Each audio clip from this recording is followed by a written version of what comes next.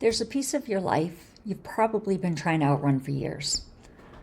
But what if that piece is actually the thing that qualifies you? So, this is day 2 of 10. And the part of your story that you're probably most ashamed of is probably the part that matters the most. Yeah, it probably matters the most. So, let me tell you how I learned that one.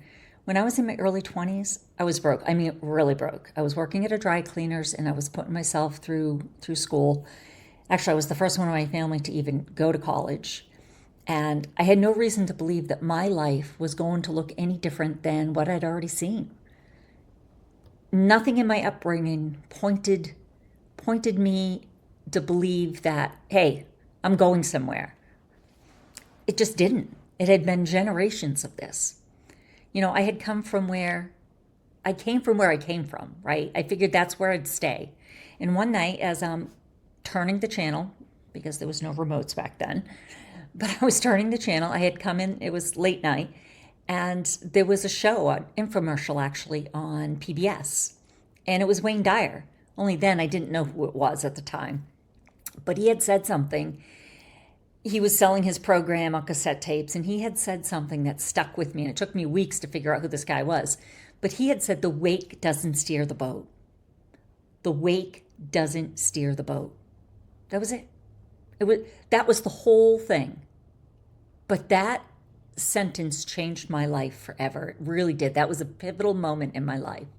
The trail of water behind a boat doesn't tell the boat where it's going. It just shows it where it's been. In your past, that's the wake. It's happened, it's real, but it doesn't get to drive and it doesn't get to tell you where your future's going. And I remember sitting there, it was probably 1 a.m, and I just remember after hearing that, literally something cracked open in me. I spent my whole life early 20s, but my whole life at that point, I had believed that my past was going to steer my whole future. I assumed that was my story no matter what. The story that I was born into, I was just stuck with. But it wasn't. It wasn't. And here's what took another 30 years to figure out. That wake, it's not irrelevant. It matters. It matters.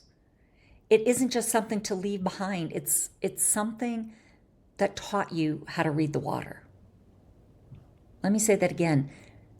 That wake, your past, it's not something that you leave behind. It's something that has taught you how to read the water, how to, move forward in life. Everything you went through, the stuff you didn't ask for, the stuff you can't believe happened to you, the stuff you'd never wish on anybody. It built something in you. Empathy, instinct, the ability to walk into a room and feel what other people are feeling.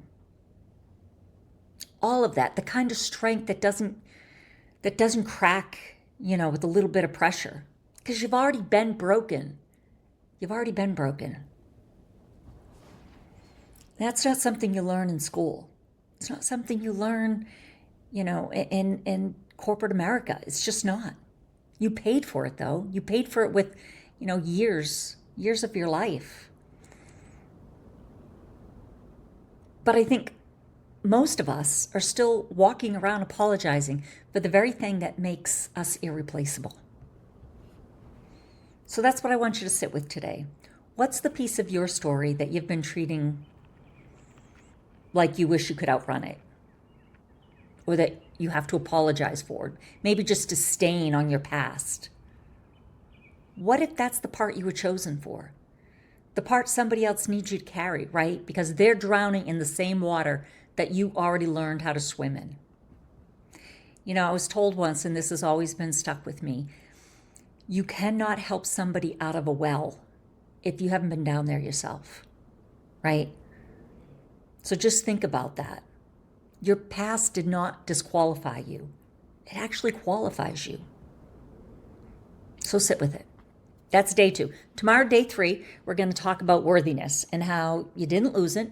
You just started keeping score and the game was rigged from the beginning. So we're going to talk about that. And if you're new here, hit subscribe because I want you to come back. And if any of this has landed for you, drop it in the comments. But until I talk to you tomorrow, remember how much you matter, folks. And you get to, craft your story any way you'd like. I'll see you tomorrow. 9 days till I turn 60.